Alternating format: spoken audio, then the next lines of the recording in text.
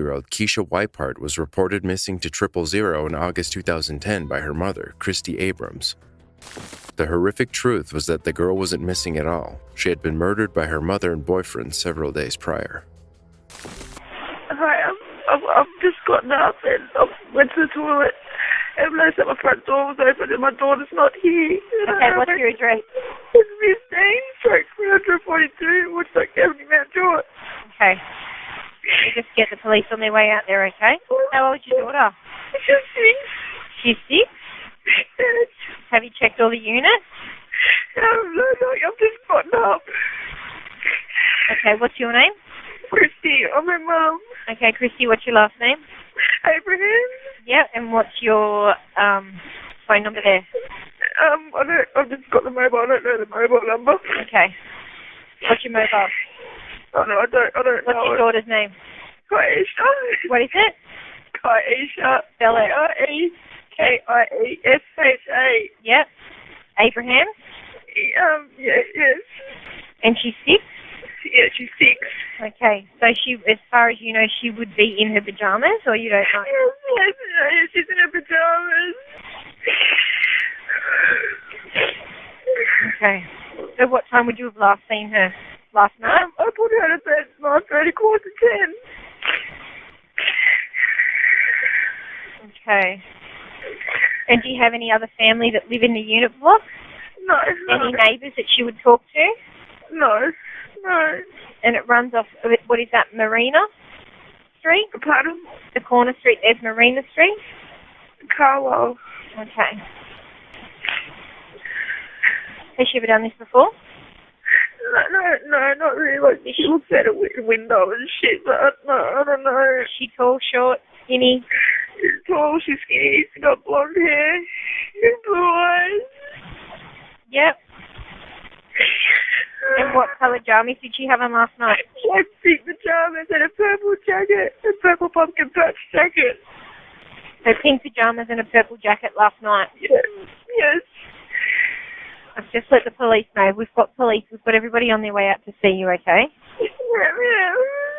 And she's never done this? No, like she gets up and plays, like in the middle of the night. She looks out. I've caught her at her window before with it open, but I don't know. Yeah.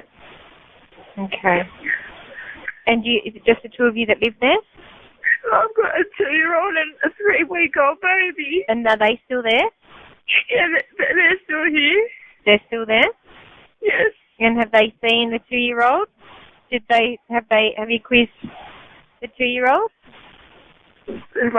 Can your 2-year-old speak? Yeah. No, she was in bed. I just got up with me as well. We've all just gotten up. Okay. So the 2 and 3-week-old are still there? Yes. And the kid's father, he's here as well. He's there as well? Looking for her. Okay. Now, Christy, we have got everybody on their way out there. Yeah. So he's out yelling the streets for us? Yeah, he's gone looking for her. So that's your ex-partner, is that right? Yes, that's the kid's father, yes.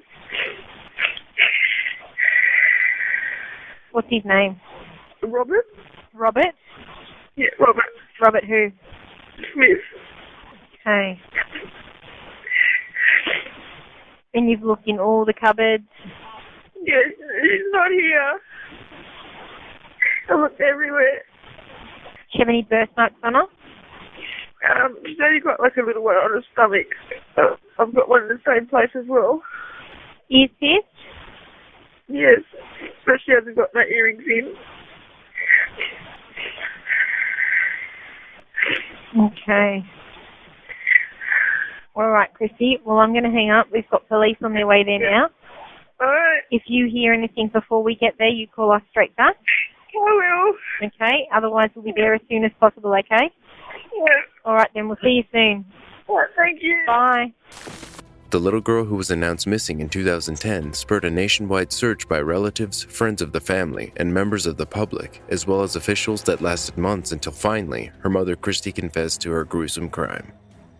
In August 2010, 000 received a distress call from Christy, who stated that she had gotten up during the night to go to the toilet and found that her daughter was gone. This story was very different from the harrowing truth. The Sydney child killer unknowingly admitted her awful act to an undercover police officer 8 months later. Just like that, just went like that. But then like she must have got scared. I don't know, like just jumped and then I don't know, just the head. What do you mean you went like that with your foot? No, just a nudge her. Just a nudge her? Down, put your pajamas on. Oh, okay, right. I don't know, she just started making me noises. We thought it would go away. And then it didn't. And then in the morning, she went on. The couple swore innocence, using Abrams' best friend, Allison Anderson, as a spokesperson. Anderson went on to become one of the biggest advocates for Keisha.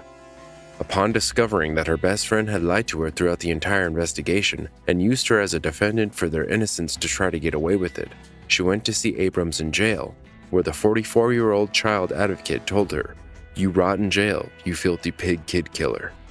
While being recorded on a secret camera, she told the officer that she had nudged her daughter with her foot and then realized she wasn't right. Her head lolled about, so she tried to put her in the shower to wake her up. When she realized that her daughter was dead, she and her 34-year-old partner Robert Smith dragged her body stuffed into a suitcase into dense bushland and covered it with petrol. They burned the girl's remains and buried them. It was also later discovered that the 6-year-old had been physically harmed by Abrams a fortnight before her disappearance, and her mother did not get the required medical attention. Robert Smith reportedly also knew that the girl was injured but also neglected to seek medical help. Later in court, a forensic pathologist revealed that the little girl's remains showed 10 separate injuries to her head, jaw, and body. The forensic pathologist stated in court that Keisha's injuries were inflicted on different occasions in the time leading up to her death and that it indicated years of severe physical abuse. Smith was sentenced to 12 years in prison for manslaughter and his assistance with covering up the murder. Abrams was acquitted of first-degree murder upon confessing to her crime due to insufficient evidence proving that Abrams caused the girl's injuries and subsequent death. However, she was given the maximum sentence of 22 years for her crimes, which included keeping the girl's body in a suitcase for over a week and disposing of the body after Keisha's death. The first 16 years of her sentence would not see the possibility of parole.